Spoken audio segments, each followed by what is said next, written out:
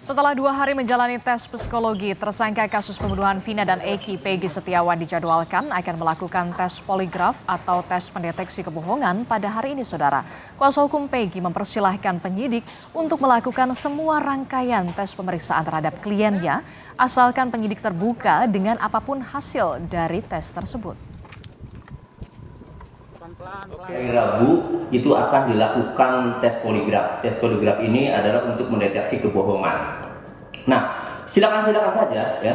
Kalau penyidik mau melakukan tes poligraf, silakan saja. Namun sampai hari ini kami belum mendapatkan undangan atau pemberitahuan resmi atau tertulis dari penyidik untuk dilakukan tes poligraf terhadap klien kami, Peggy Setiawan. Nah, cuma kami menginginkan kalau serangkaian tes baik psikologis maupun poligraf, tes kebohongan ini telah selesai dilakukan, penyidik juga harus fair ya. Dan melalui kuasa hukumnya, Peggy Setiawan mengajukan pra-peradilan ke Pengadilan Negeri Bandung pada Selasa sore dengan memberikan sejumlah berkas. Tim kuasa hukum Peggy Setiawan diterima oleh petugas pelayanan terpadu 1 pintu pidana umum Pengadilan Negeri Bandung kelas 1A khusus. Kuasa hukum menilai penetapan tersangka Peggy Setiawan tak cukup alat bukti. Nah ini, kita sudah terregister ya. Sore hari ini kita sudah memasukkan permohonan untuk pra-peradilan dan sudah diterima, sudah terdaftar juga dari mulai permohonan sampai surat kuasanya sudah clear semua. Karena memang dari awal kita sudah disampaikan bahwa klien kita ini ditersangkakan oleh pihak kepolisian daerah Jawa Barat tanpa dasar yang jelas.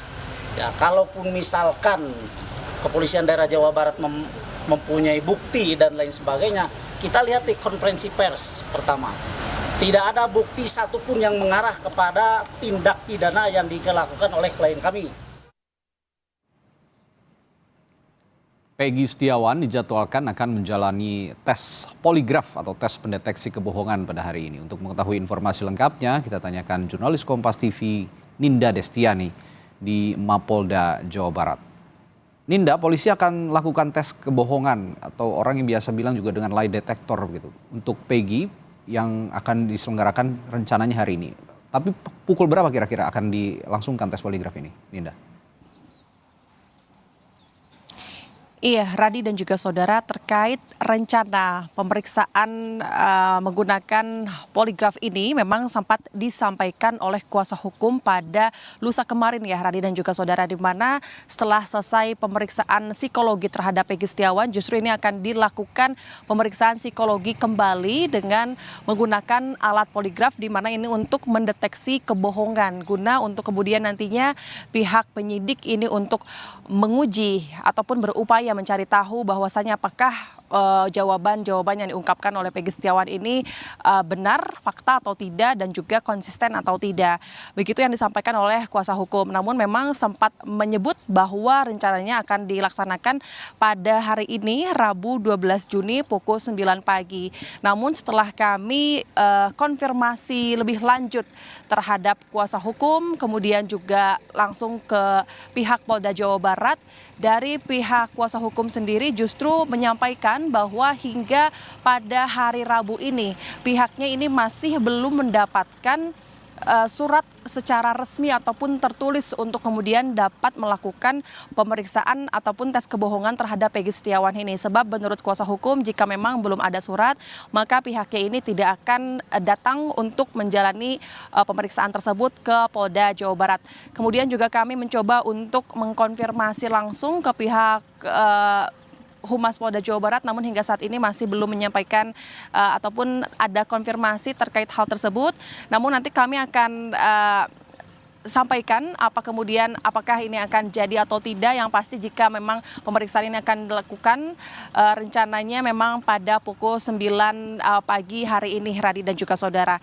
Namun untuk informasi terbaru terkait kasus pembunuhan Vina dan Eki 2016 lalu. Memang ini yang terbaru adalah setelah diperiksa kurang lebih ada 68 saksi total begitu.